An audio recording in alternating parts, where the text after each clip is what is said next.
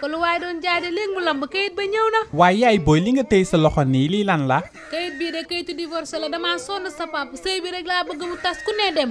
yéen ñaar nag fan yi seen melokaan bi ngeen mel daf maa sof man yow léegi boo xëyee fi ngay toog parce que kanam jàkkaarloog penku moom bu xëyee mu dem jënd kayitam bi ñëw naan da koy jàng te daaw ko woon sax def yow tamit fan yële passé añ bi 1 heure nga ko doon yàq mais léegi añ bi 4 heures nga koy yàq te mu njëkkoon boo yàkkee añ na ngay ree ñëw teg ñi añ nga teg attaaya mais léegi na ngay ñëw rek sànni ñu añ bi léegi ceeb yu bon ngay togg yu lewet yoo xam ne du saf dara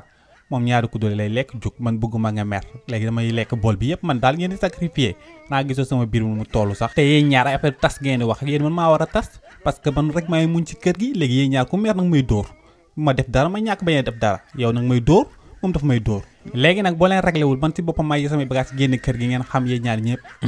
Chéri baal ma àq Chéri yow ma waroo maa baalu àq man mi maa la war a baalu àq. Ousmane li nga wax dégg naa ko woo xale déggal ma loolu rek loolu dara fay ko